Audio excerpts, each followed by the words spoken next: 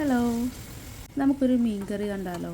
ഞാൻ ഇവിടെ ആക്ച്വലി സവാള അരിഞ്ഞു, പച്ചമുളക്, ഇഞ്ചി, വെളുത്തുള്ളി. അതിന് മുമ്പ് ഞാൻ ഉലുവ പൊട്ടിച്ചായിരുന്നു. വെളിച്ചെണ്ണയിലാണ് വെക്കുന്നത്. ഒരു കൊതിയായിട്ട് ഞാൻ പോയി അയില മീൻ ഇവിടെ നിന്ന് മേടിച്ചുകൊണ്ട് വന്നു. ഇവിടെ അടുത്ത് തന്നെ ഒരു തായ്വാൻ ഷോപ്പാണെന്ന് തോന്നുന്നു, ബെൻറ്റാൻ എന്ന് പറയും, BNT. എന്നിട്ട് ഞാൻ അതിനകത്ത് വേപ്പില ഇട്ടു, പിന്നെ കുറച്ച് മല്ലിപ്പൊടി ഇട്ടു, ഇപ്പോൾ മഞ്ഞൾപ്പൊടി ഇട്ടു, നന്നായിട്ട് സോട്ടേ ചെയ്ത് കൊടുത്തു. അതായത് വെളിച്ചെണ്ണ തന്നെ ആയതുകൊണ്ട് നല്ല ഒരു പ്രത്യേക സ്മെല്ലായിരിക്കും ഇത് ഇങ്ങനെ മൂപ്പിക്കുന്ന സമയത്ത്.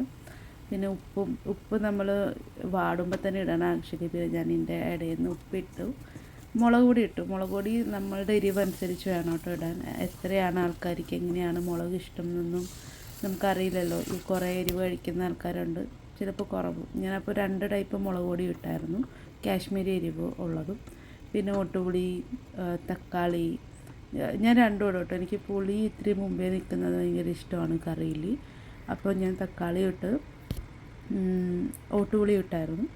ഇതാണ് സ്പാനിഷ് മാക്രിൽ. അതായത് നമ്മുടെ നാട്ടിലെ അയിലയല്ല, അയിലയുടെ ഇത് തന്നെ, ബട്ട് സ്പാനിഷ് മാക്രിൽ എന്നാണ് പറയണത്. ഐ തിങ്ക് സ്പെയിനിലായിരിക്കണം, അതായിരിക്കണം ആ പേര്. നല്ല ടേസ്റ്റാണ് കേട്ടോ, അയിലയുടെ ടേസ്റ്റ് തന്നെയാണ്.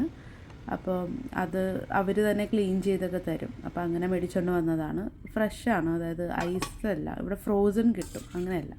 അപ്പം അങ്ങനെ റെഡിയാക്കി, പിന്നെ അത് വേവിച്ചെടുത്തു. കുറച്ച് നേരം ആവശ്യത്തിനുള്ള വെള്ളമൊക്കെ ഒഴിച്ച് നമ്മൾ വേവിച്ചു. കറി റെഡി.